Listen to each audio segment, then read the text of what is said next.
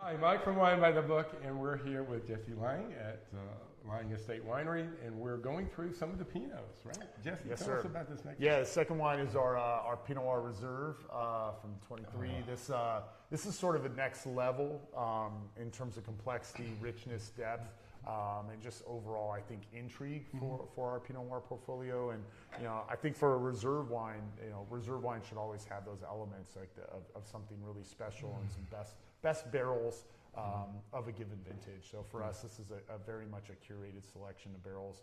I think we did like the top 80 barrels in our cellar and selected this that are very much in a sort of like reserve-esque personality. The wine is, that's stellar.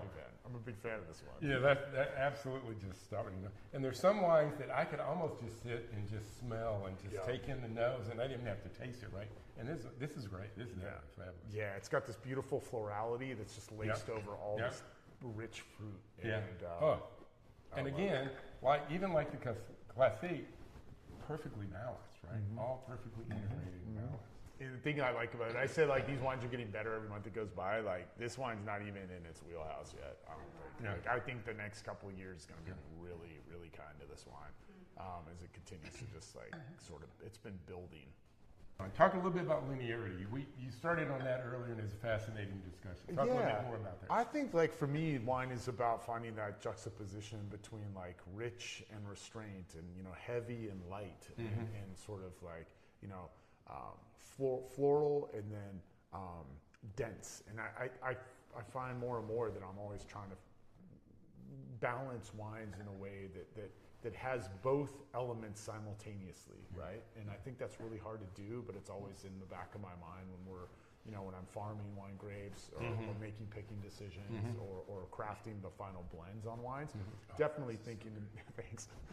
Definitely always thinking about like, well, how do I balance these things to make a complete picture? And how do I fill in the wine? When we start, like we have the wine. Every wine has like that beginning, that middle, and that end.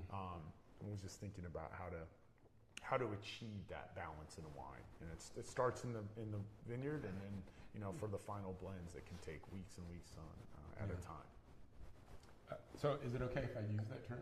Sure. I'll always give you no, thank you. Yeah, trademark. Because it's a great term, right? The linearity of it, and it's so true. It's absolutely so true. Yeah. And that's the thing.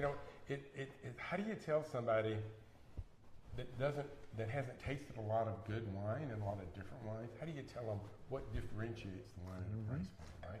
And it's so hard to describe until they do it, right? Sure. But I think linearity is one of those great terms to help them understand.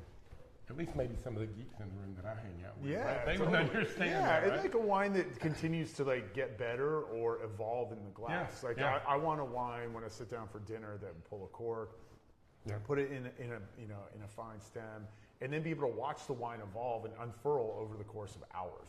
I don't want a wine to be a one-trick pony. I want our wines to have complexity and be able to, like, you go in and you pick up something different maybe every time. And I think that's one of the intriguing aspects of Pinot Noir and Pinot Noir in the Lange about.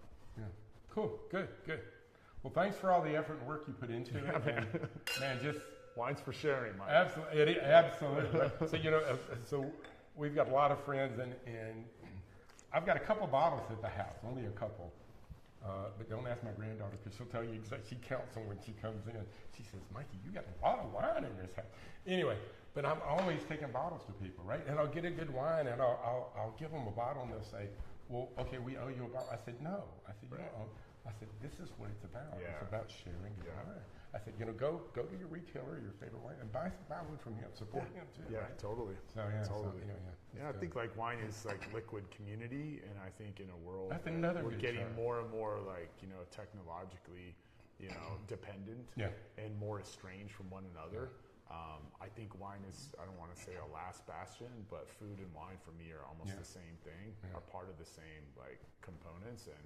And I think like if wine's able to bring people together, I think like for me, I say it's wine's highest purpose is to bring people together. Oh, that's great. I love it. Absolutely delicious. Thanks again Thank for having you, us man. up today. This is a great pleasure for us. It's wonderful to see you again and have you here. Yeah. So. Thanks.